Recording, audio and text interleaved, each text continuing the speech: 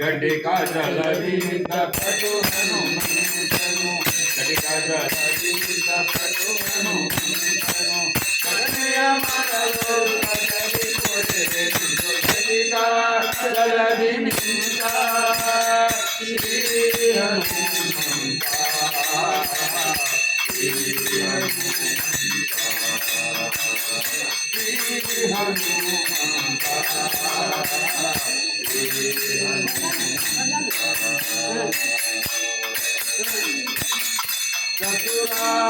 ಚತುರಾಯುಧರಿತಾನು ಅತಿ ಬಲವಂತನು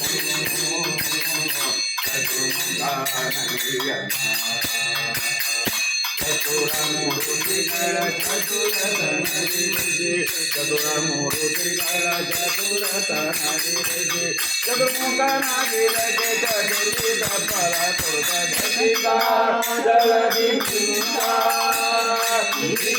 ಹನುಮಂತ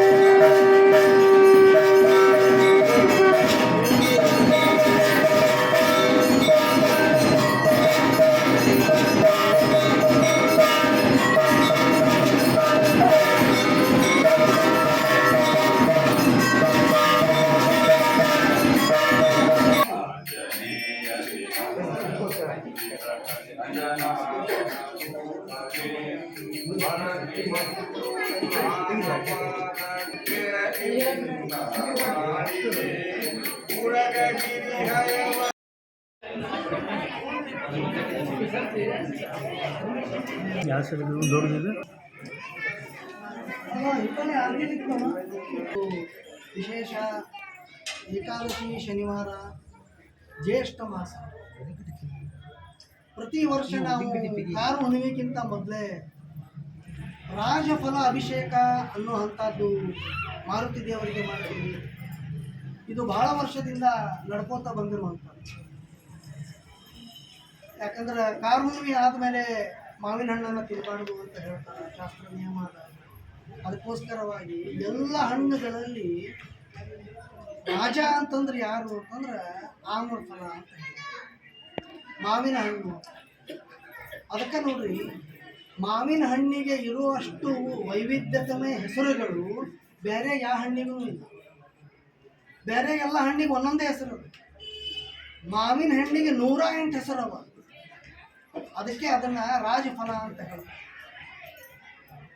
ಅದು ಕೇವಲ ವಸಂತ ಮತ್ತು ಗ್ರೀಷ್ಮ ಋತುವೊಳಗೆ ಮಾತ್ರ ಅದು ಬರುವಂಥದ್ದು. ಆನಂತರ ಮತ್ತೆ ನಿಮಗೆ ಸಿಗೋದು. ಒಂದು ಸಲ ವಸಂತ ಋತು ಒಳಗೆ ನೀವು ಮಾವಿನ ಹಣ್ಣನ್ನು ಭಗವಂತನಿಗೆ ನೈವೇದ್ಯ ಮಾಡಿ ಅದರ ಶೀಕರಣೆಯನ್ನು ಅಥವಾ ಅದರ ಫಲವನ್ನು ನೀವು ತಿಂದರೆ ಆ ವರ್ಷ ಪೂರ್ತಿ ರೋಗ ಬರೋದಿಲ್ಲ ಅಂತ ಹೇಳ್ತಾರೆ. ಅದಕ್ಕೋಸ್ಕರವಾಗಿಯೇ ಅದು ಅತ್ಯಂತ ಆಯುರ್ವೇದ ಗುಣಗಳನ್ನು ಕೂಡಿರುವಂಥ ಅದು ಹಣ್ಣು. ವಿಶೇಷವಾಗಿ ಇವತ್ತು ಏಕಾದಶಿನೂ ಇರುವುದರಿಂದ ಭಗವಂತನಿಗೆ ಅತ್ಯಂತ ಪ್ರೀತಿಯ ತಿಥಿ ಅದು. ಮಾರುತಿ ದೇವರಿಗೆ ರಾಮನಾಮ ಸ್ಮರಣೆಯನ್ನು ಮಾಡುವವರಿಗೆ ಅತ್ಯಂತ ಪ್ರೀತಿಯ ತಿಥಿ ಅದು. ಹಾಗಾಗಿ ಇವತ್ತು ಸಾರ್ವಜನಿಕವಾಗಿ ನಮ್ಮ ದೇವಸ್ಥಾನದಲ್ಲಿ ಮಾವಿನ ಹಣ್ಣಿನ ಸ್ವೀಕರಣೆ ಅಭಿಷೇಕ ತಾವೆಲ್ಲರೂ ಈಗ ಇನ್ನೊಂದು ವಿಶೇಷ ಘಟ್ಟ. ಪ್ರತಿ ವರ್ಷ ನಮ್ಮ ದೇವಸ್ಥಾನದಲ್ಲಿ ಅನೇಕ ಸತ್ವವುಳ್ಳ ಸಾಲಿಗ್ರಾಮಗಳಿವೆ. ನಿತ್ಯ ಅದರ ಪೂಜೆ ನಡೀತಾ ಇದೆ. ಹಾಗಾಗಿ ಇವತ್ತು ತಮ್ಮೆಲ್ಲರಿಗೂ ಅದರ ವಿವರವನ್ನು, ಸಮಗ್ರ ವಿವರವನ್ನು ಹಾಗೂ ಅದರ ಪೂಜಾ ಫಲ ಹಾಗೂ ದರ್ಶನದಿಂದ ನಮಗೆ ಏನು ಭಾಗ್ಯ ಬರ್ತದೆ ಅನ್ನುವಂಥದ್ದನ್ನು ನಾವೀಗ ಎಲ್ಲರೂ ತಿಳಿದುಕೊಳ್ಳೋಣ. ಎಲ್ಲರೂ ಶಾಂತ ರೀತಿಯಿಂದ ಈ ದೃಶ್ಯವನ್ನು ನೋಡಿ ಕಣ್ತುಂಬ ಹೋಗಬೇಕು. ಈಗ ಒಂದೊಂದೇ ಸಾಲಿಗ್ರಾಮಗಳನ್ನು ಅವರು ತೋರಿಸ್ತಾರೆ. 8 ಸಾಲಿಗ್ರಾಮಗಳು ನಮ್ಮ ದೇವಸ್ಥಾನದಲ್ಲಿ ಇದೆ. ಅತ್ಯಂತ ಉತ್ಕೃಷ್ಟವಾಗಿರುವಂಥ ಸಾಲಿಗ್ರಾಮಗಳು. ಎಲ್ಲಿ 8 ಸಾಲಿಗ್ರಾಮಗಳು ಇರ್ತಾವ ಒಟ್ಟಿಗೆ ಅದು ಒಂದು ಕ್ಷೇತ್ರ ಅಂತ ಆಗ್ತದೆ. ಆ ಸನ್ನಿಧಾನದೊಳಗೆ ಪೂಜೆಗೊಳ್ತಾ ಇರುವಂಥ ಮಾರುತಿ ರಾಯ ತುಂಬ ಶಕ್ತಿಯುತವಾಗಿರುತ್ತದೆ. ಯಾವುದೇ ಕ್ಷೇತ್ರದಲ್ಲಿ ಹೋದರೂ ಕೂಡ ಅನಂತ ಸಾಲಿಗ್ರಾಮಗಳ ಪೂಜೆ ಆ ಮುಖ್ಯ ಮೂರ್ತಿಯ ಜೊತೆ ನಿತ್ಯ ನಡೀತಾ ಇರ್ತದೆ. ಹಾಗಾಗಿ ಪ್ರತಿ ದಿವಸ ಈ ಸಾಲಿಗ್ರಾಮಗಳ ತೀರ್ಥವನ್ನು ಸೇವನೆ ಮಾಡುವುದರಿಂದ ಸಂಸಾರದಲ್ಲಿ ಬರುವಂಥ ಕಷ್ಟ ನಿವಾರಣೆ ಹಾಗೂ ನಮಗೆ ಧೈರ್ಯ ಪ್ರಾಪ್ತಿ ಕೂಡ ಆಗುತ್ತದೆ. ಈಗ ಒಂದೊಂದೇ ಸಾಲಿಗ್ರಾಮವನ್ನು ತೋರಿಸ್ತಾರೆ. ಅದರ ವಿವರವನ್ನು ನಾನು ತಿಳಿಸ್ತೇನೆ. ತಾವೆಲ್ಲರೂ ಶಾಂತ ಚಿತ್ತದಿಂದ ಕೇಳಬೇಕು ಅಂತ ಪ್ರಾರ್ಥನೆ. ವಿಶೇಷವಾಗಿ ಈಗ ಇವರು ಇಲ್ಲಿ ತೋರಿಸ್ತಾ ಇರುವಂಥದ್ದು ಇದು ಸಂಪೂರ್ಣ ಸುದರ್ಶನ ಸಾಲಿಗ್ರಾಮ ಅಂತ. ಧೈರ್ಯವನ್ನು ಕೊಡುವಂಥದ್ದು ಅಷ್ಟೇ ಅಲ್ಲ, ಎಲ್ಲ ಪಾಪ ನಿವಾರಣೆ ಮಾಡುವಂಥ ಶಕ್ತಿ ಸುದರ್ಶನ ಸಾಲಿಗ್ರಾಮಕ್ಕೆ ಇರುವಂಥದ್ದು. ಸಾಮಾನ್ಯವಾಗಿ ಈ ಸಾಲಿಗ್ರಾಮ ಎಲ್ಲ ಕಡೆಯೂ ಉಪಲಬ್ಧವಿರ್ತದೆ ಅಥವಾ ಎಲ್ಲರ ಮನೆಯೊಳಗೂ ಇವು ಇರ್ತವೆ. ಹಾಗಾಗಿ ಈ ಸಾಲಿಗ್ರಾಮ ತೀರ್ಥ ಸೇವನೆಯನ್ನು ಮಾಡುವುದರಿಂದ ನಮಗೆ ಉತ್ತಮ ಆರೋಗ್ಯ ಪ್ರಾಪ್ತಿಯಾಗ್ತದೆ. ಸಂಪೂರ್ಣ ಸುದರ್ಶನ ಸಾಲಿಗ್ರಾಮ.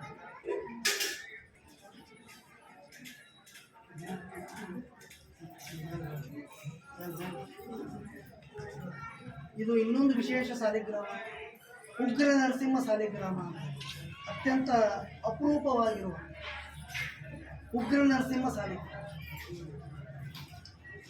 ನಾವು ಸಮೀಪದಿಂದ ನೋಡಿದಾಗ ಶಂಖ, ಚಕ್ರ, ಕೋರೆ ಹಲ್ಲುಗಳು ಇವು ಎಲ್ಲವೂ ಆ ಸಾಲಿಗ್ರಾಮದಲ್ಲಿ ಸಾನ್ನಿಧ್ಯವನ್ನು ಹೊಂದಿವೆ. ಅಷ್ಟೇ ಅಲ್ಲ, ಇನ್ನೊಂದು ವಿಶೇಷ ಅಂದರೆ ಇದು ಜೇನುತುಪ್ಪದ ಬಣ್ಣದ್ದಿರೋದರಿಂದ ವಿಶೇಷವಾಗಿ ನಾವು ಪರ್ವಕಾಲಗಳಲ್ಲಿ ಜೇನುತುಪ್ಪದ ಅಭಿಷೇಕವನ್ನು ಕೂಡ ನಾವು ಇದಕ್ಕೆ ಮಾಡ್ತೀವಿ. ಮತ್ತು ನರಸಿಂಹ ಜಯಂತಿ ಪ್ರಾರಂಭವನ್ನು ನಾವು ಈ ಸಾಲಿಗ್ರಾಮ ದೇವಸ್ಥಾನಕ್ಕೆ ಆಗಮನ ಆದ ಕೂಡಲೇ ನಾವು ಪ್ರಾರಂಭ ಮಾಡೀವಿ.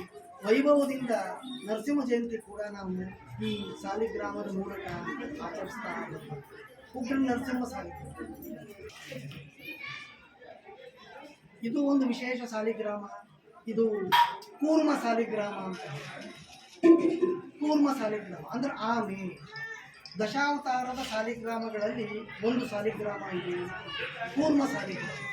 ನೋಡ್ರಿ, ಆಮಿ ಒಳಗ ದೇಹವನ್ನು ತಗೊಂಡಾಗ ಹೆಂಗೆ ಕಾಣಿಸ್ತದ, ಇದು ಹೊರ ರೂಪದಿಂದ ನಮಗೆ ಹಾಗೇ ಕಾಣ್ತದೆ. ಇದರ ದರ್ಶನವನ್ನು ಮಾಡುವುದರಿಂದ ಧೈರ್ಯ ಪ್ರಾಪ್ತಿಯ. ಅಷ್ಟೇ ಅಲ್ಲ, ಇನ್ನೊಂದು ವಿಶೇಷ ಏನು ಅಂದರೆ ಈ ಸಾಲಿಗ್ರಾಮದಲ್ಲಿ ಬೆಳ್ಳಿ ಮತ್ತು ಬಂಗಾರದ ಅಂಶ ಕೂಡ ಅಡಗಿದೆ. ಹೀಗಾಗಿ ಈ ಸಾಲಿಗ್ರಾಮದ ತೀರ್ಥ ಸೇವನೆಯನ್ನು ಮಾಡುವುದರಿಂದ ವಿಶೇಷ ಆರೋಗ್ಯ ಭಾಗ್ಯ ಪ್ರಾಪ್ತಿ. ಕೂರ್ಮ ಸಾಲಿಗ್ರಾಮ.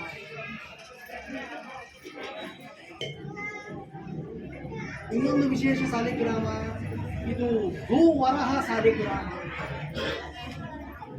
ಭೂವರಹ ಯಾರಿಗೆ ಮನೆ ಮಾಡಬೇಕಾಗ್ಯದ, ಆಸ್ತಿ ಮಾಡಬೇಕಾಗ್ಯದ, ಸಾಲ ಬಾಧೆ ನಿವೃತ್ತಿ ಮಾಡಬೇಕಾಗ್ಯದ ಅಂಥವರು ಕೇವಲ ಈ ಸಾಲಿಗ್ರಾಮ ದರ್ಶನವನ್ನು ಮಾಡುವುದರಿಂದ ಎಲ್ಲ ಸಮಸ್ಯೆಗಳು ಕಂಟಕಗಳು ನಿವಾರಣೆಯಾಗಿ ತಮ್ಮ ಮನೆಯೊಳಗೆ ಸುಖದಿಂದ ಇರ್ತಾರೆ.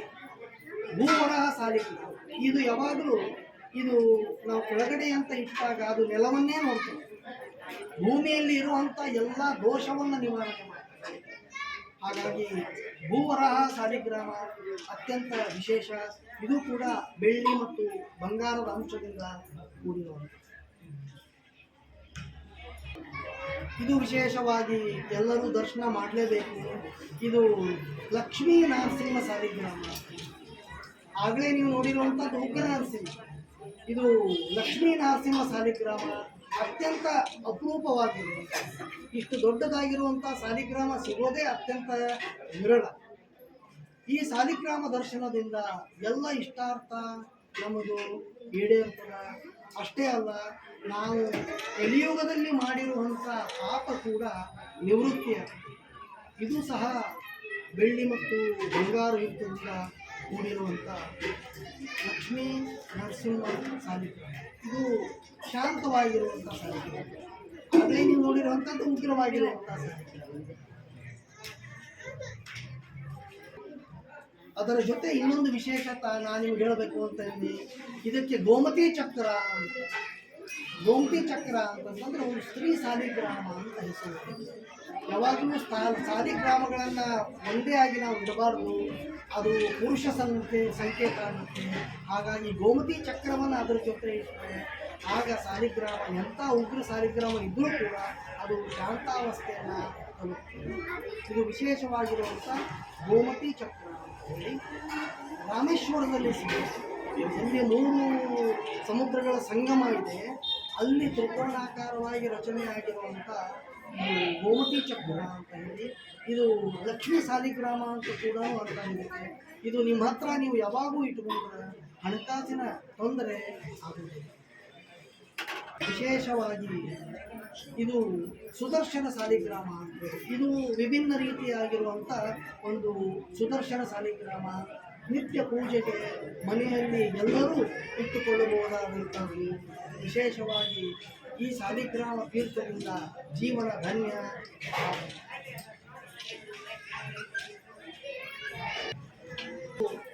ನೋಡ್ತಾ ಇರುವಂಥ ಸಾಲಿಗ್ರಾಮ ಇದಕ್ಕೆ ವಿಶ್ವಂಬರ ಸಾಲಿಗ್ರಾಮ ಅಂತ ಹೇಳ್ತಾರೆ.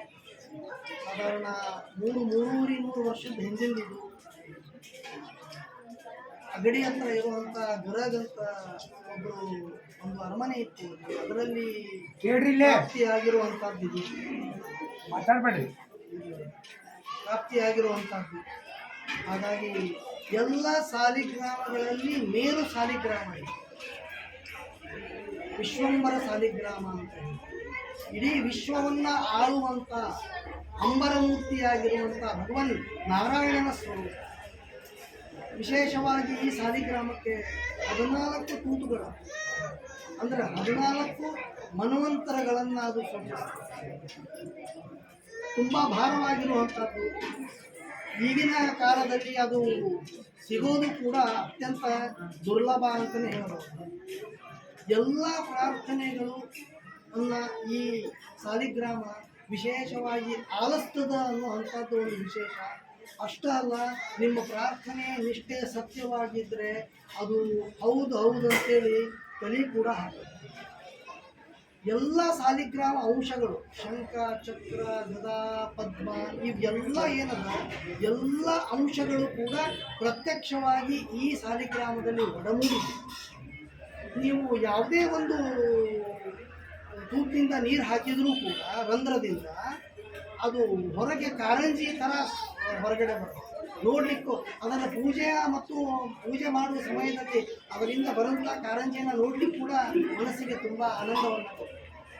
ಇದು ವಿಶ್ವಂಬರ ಸಾಲಿಗ್ರಾಮ ಅಂತ ಹೇಳಿ ಈಗಿನ ಜನ್ರೇಷನ್ನಿಗೆ ಇದು ಉಪಲಬ್ಧ ಇರೋದಿಲ್ಲ. ಅತ್ಯಂತ ಪುರಾತನವಾಗಿರುವಂಥ ಸಾಲಿಗ್ರಾಮ. ಹಾಗಾಗಿ ಎಲ್ಲಿ ಈ ಅಷ್ಟ ಸಾಲಿಗ್ರಾಮಗಳು ಇರ್ತಾವ ಅಲ್ಲಿ ಸಾನ್ನಿಧ್ಯ ಅನ್ನುವಂಥದ್ದು ಭಗವಂತಂದು ಯಾವಾಗಲೂ ಇರ್ತದೆ. ಇದನ್ನು ಕೇಳಿದ ಮೇಲೆ ಏನಾಗ್ತದೆ ಗೊತ್ತಾ? ಇದನ್ನು ಕೇಳಿದ ಮೇಲೆ ದೇವಸ್ಥಾನಕ್ಕೆ ಬರೋರು ಭಾಳ ಗಂಭೀರವಾಗಿರಬೇಕು. ಸುಮ್ಮನೆ ಏನೋ ಮಾತಾಡ್ಕೋತ ವ್ಯವಹಾರವನ್ನು ಮಾಡ್ಕೋತ ಹೆಂಗೋ ನಾವು ಡ್ರೆಸ್ ಕೋಡ್ ಇಲ್ಲದೆ ಹೆಂಗೋ ನೀವು ದೇವಸ್ಥಾನಕ್ಕೆ ಬಂದ್ರೆ ಶಾಪವೇ ಗತಿ. ದೇವಸ್ಥಾನಕ್ಕೆ ಬರಬೇಕಾದ್ರೆ ನೋಡ್ರಿ, ಒಂದು CC ಕ್ಯಾಮ್ರಾ ಇದ್ರೆ ನಾವು ಎಷ್ಟು ಚೆಂದಾಗಿ ಹೋಗ್ತೀವಿ, ಒಂದು 100 CC ಕ್ಯಾಮ್ರಾ ಇದ್ದಂಗೆ ಇದೆ. ಅಂದಮೇಲೆ ನೀವು ದೇವಸ್ಥಾನಕ್ಕೆ ಬರಬೇಕಾದ್ರೆ ಎಷ್ಟು ಗಂಭೀರತೆಯಿಂದ ಇರಬೇಕು, ಎಷ್ಟು ಭಕ್ತಿಯಿಂದ ಇರಬೇಕು, ಎಷ್ಟು ನಿಮ್ಮ ಪ್ರಾರ್ಥನೆ ಅತ್ಯಂತ ಅಮೂಲ್ಯವಾಗಿರ್ತದ ಅನ್ನುವಂಥದ್ದನ್ನು ನೀವು ನೆನಪಿಸ್ಕೋಬೇಕು. ಇನ್ನು ಬರುವಂಥ ದಿವಸದಲ್ಲಿ ಈ ಸಾಲಿಗ್ರಾಮಗಳಿಗೆಲ್ಲ ಮಹಿಮೆ ಇಷ್ಟು ದಿವಸ ನಾವು ಹೇಳಿರಲಿಲ್ಲ, ಈಗ ಅದನ್ನು ಹೇಳ್ತಾ ಇದ್ದೇವೆ. ಹಾಗೆ ನಮ್ಮ ವಾದಿರಾಜ್ ಅವರು ಅದನ್ನು ತಮ್ಮ ಯೂಟ್ಯೂಬ್ ಚಾನಲ್ನಲ್ಲಿ ಕೂಡ ಹಾಕ್ತಾ ಇದ್ದಾರೆ. ಅದಕ್ಕೋಸ್ಕರವಾಗಿ ದೇವಸ್ಥಾನಕ್ಕೆ ಬರಬೇಕಾದ್ರೆ ಯಾವುದೇ ಸಂಶಯಗಳಿಲ್ಲದೆ, ಯಾವುದೇ ಗಡಬಡಿ ಇಲ್ಲದೆ ಶಾಂತ ರೀತಿಯಿಂದ ಬಂದು ಭಗವಂತನ ದರ್ಶನವನ್ನು ಮಾಡಿ ನಿಮ್ಮ ಪ್ರಾರ್ಥನೆಯನ್ನು ಹೇಳಿ ಅದನ್ನು ನೀವು ಈಡೇರಿಸಬೇಕು. ಹರಿ ಓಂ, ನಮಸ್ಕಾರ. ಇನ್ನು ಸ್ವಲ್ಪ ಹೊತ್ತಿಗೆ ವಿಶೇಷವಾಗಿರುವಂಥ ಅಲಂಕಾರ ಆಗ್ತದೆ, ಮಹಾಮಂಗಳಾರತಿ ಆಗ್ತದೆ. ಎಲ್ಲರಿಗೂ ಮಾವಿನ ಸ್ವೀಕರಣೆ ಅಭಿಷೇಕ ಪ್ರಸಾದ ರೂಪದೊಳಗೆ ಕೊಡ್ತಾರೆ. ತಾವು ಎಲ್ಲರೂ ತಗೊಂಡು ಧನ್ಯಭಾವದಿಂದ ಮನೆಗೆ ಹೋಗಬೇಕು ಅಂತ ತಮ್ಮೆಲ್ಲರಲ್ಲಿ ಪ್ರಾರ್ಥನೆ. ಜೈ ಶ್ರೀರಾಮ್. ಭಕ್ತರು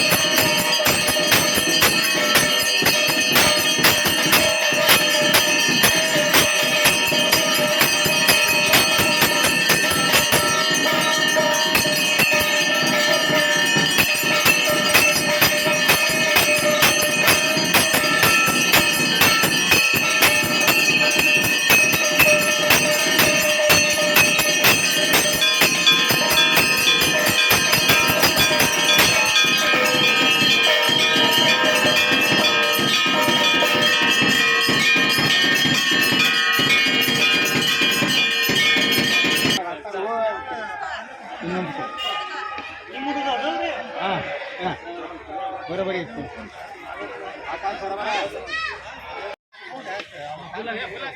ನೋಡಿ ಆಕಾಶ ಐತೂರಿ ಯಾಕೆ ಕಳ್ಸಿದ್ರಿ ರೋಡ್ ಅವ್ರಿಗೆ ಹಾಕಿ ಬೆಳಕಾಗ್ಬಿಡ್ರಿ ಬೆಳಕ್ ಬಿಡ್ರಿ.